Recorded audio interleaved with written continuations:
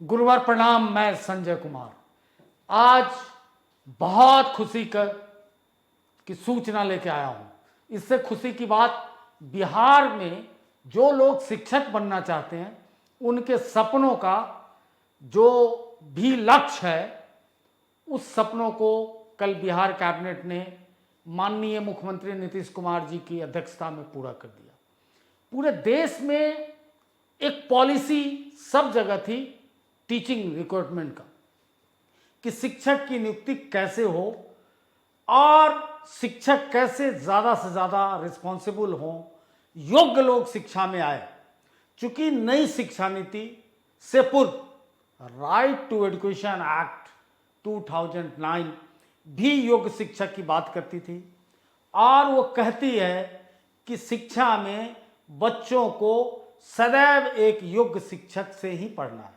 ये बच्चों को राइट दिया है। लेकिन बिहार में कुछ हो नहीं पा रहा था ढंग से, लेकिन बहुत देर से आई चीज़ें, लेकिन बहुत दुरुस्त है। तो सबसे पहले मैं माननीय मुख्यमंत्री जी को धन्यवाद देना चाहता हूं कि आपने शिक्षा के महत्व को समझा, जिसके लिए हम लोग बहुत दिनों से आपसे आग्रही थे। उस आग्रह को आपने पूरा किया, इसमें कोई दो मत नहीं है। अब इधर मैं कल एक नियमावली को पढ़ाया था हेडमास्टर के लिए। उस नियमावली में 2021 में जो नियमावली बनी थी, जो 22 में जिसके आधार पर परीक्षा हुई, उस नियमावली में भी संशोधन किया गया, जिस पे कल मैं बात किया था, मोटा मोटी 4 प्रकार के। तो आप ये कंफ्यूज ना करें, वो परीक्षा के पैटर्न पे है। यानी पहले क्या है, एज रिलैक्सेशन दिया गया। अब मात्र 4 साल से जो लोग पीजीटी दिल्ली की भाषा में पोस्ट ग्रेजुएट टीचर्स हैं, जो हाई स्कूल में पढ़ा रहे हैं, उनको मात्र 4 साल तक के अनुभव अगर उनके पास है तो हेडमास्टर बनेंगे। और मिडिल स्कूल वाले के लिए 8 वर्ष सेकेंडरी वाले को रखा गया है, और निजी वाले के लिए कुछ भी रियायत नहीं दी गई है। साथ ही क्या किया गया है, निगेटिव मार्किंग को हटाया गया। तो वो सारी चीजें एक खास नियमावली के लिए है। लेकिन ये नियमावली क्या है, एक बृहद एक छाता है और ग्रेट अम्ब्रेला, जिसके नीचे सारे शिक्षक नियुक्तियां होंगी। और अब वो सारी चीजें प्रतियोगिता से होंगी, तो समयबद्ध उसका परिणाम आएगा। और एक कंफ्यूजन अखबारों में बना दिया कि शिक्षा के लिए अलग आयोग नहीं, अभी नियमावली आई है। अब आगे क्या होता है, जो एग्जिस्टिंग आयोग है, जैसे बिहार लोक सेवा आयोग और जितने भी आयोग हैं, हो सकता है कि उनके पास जाए या क्या करते हैं वो अलग बात है। हो सकता है कि फिर कैबिनेट का अप्रूवल आए कि इसको एक अलग आयोग बना दिया जाए, जैसे उत्तर प्रदेश में है शिक्षक नियुक्ति की, वो हो सकता है। लेकिन कोई भी आयोग परीक्षा लेगा तो उसको इसी नियमावली के हिसाब से चलना होगा। अब इसके बाद क्या होगा, तो इसके बाद अब सिलेबस आएगा, पाठ्यचर्या, इसको मान लीजिए नियमावली को, करिकुलम, और उसके बाद सिलेबस आएगा, उसमें कंपटीशन होगी। मोटा मोटी हम सब समझ रहे हैं कि सिलेबस क्या होगा। सीधी सी बात है कि टीचर के लिए जो प्रशिक्षण है, इस नियमावली में प्रशिक्षण की बात की जाती है, सारे उन शर्तों को मानी जाती है जो राइट टू एजुकेशन ने कहा कि बगैर सीटेट या बीटेट किए हुए कोई भी व्यक्ति शिक्षक के लिए पात्र ही नहीं है, तो वो परीक्षा पास करनी होगी।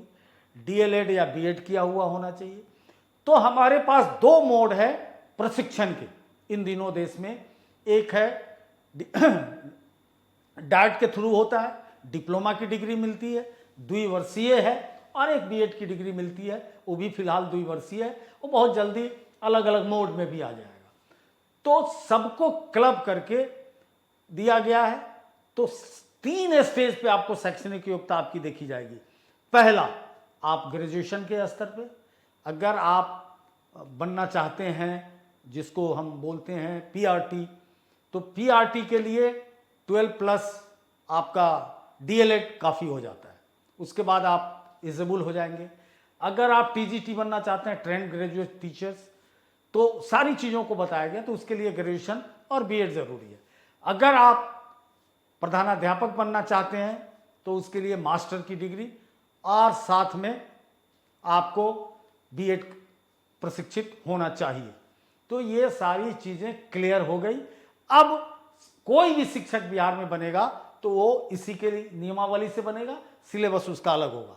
तो एक नज़र डालता हूँ, कल की बात है 10/4/2023 को भारत के संविधान के अनुच्छेद 309, जिसके अंदर राष्ट्रपति के पावर को वहाँ का गवर्नर अवेल करता है और वो जाकर उसी के माध्यम से वो कुछ भी नियमावली बना सकता है। और ये नियमावली प्राथमिक, मध्य, उच्च माध्यमिक, उत्क्रमिक और नव स्थापित उच्च विद्यालय, महाविद्यालय के अध्यापक पद की नियुक्ति और सेवा शर्तों के बारे में ये नियमावली बता रही है।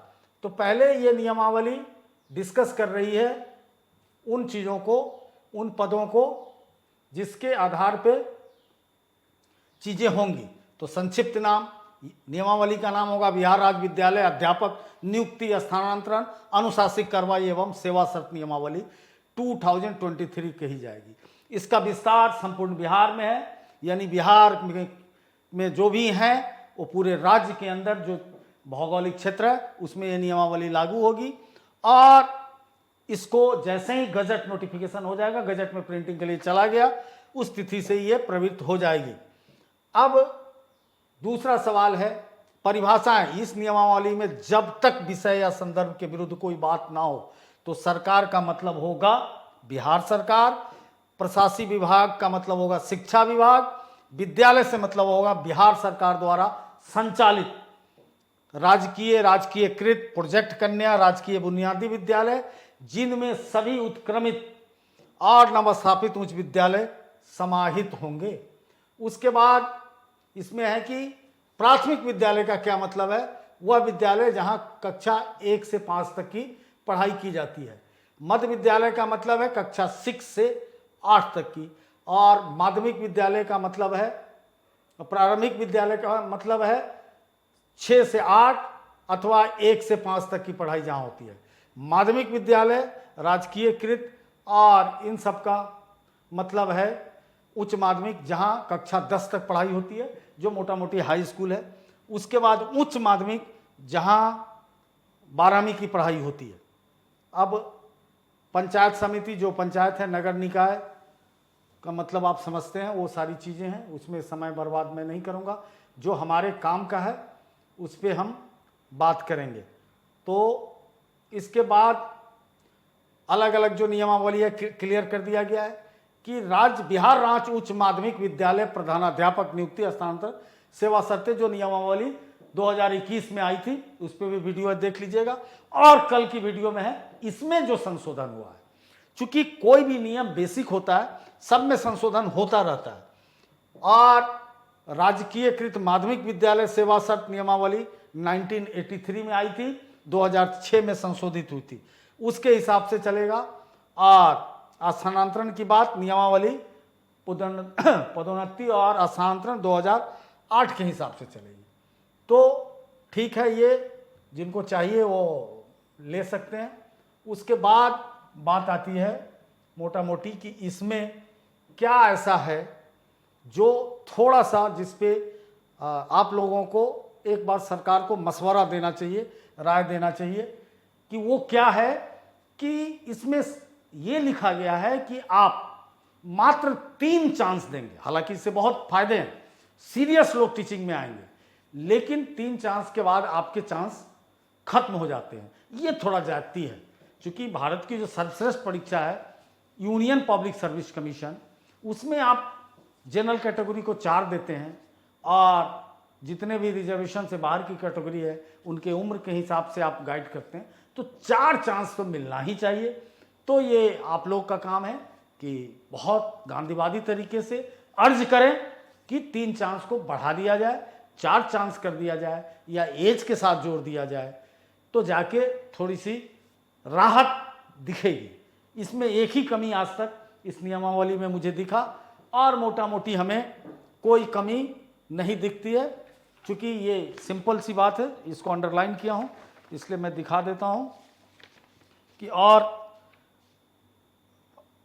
सबसे बड़ी बात है कि आप फिर से इस नौकरी में सरकारी कर्मचारी हो जाएंगे। उस हिसाब से आपके सारे जैसे जैसे पैसे बढ़ते हैं, टीए डीए वो सारी चीज़ें मिलने लगेंगी और कैडर बेस होगा, ट्रांसफ़र पूरे बिहार में हो सकता है।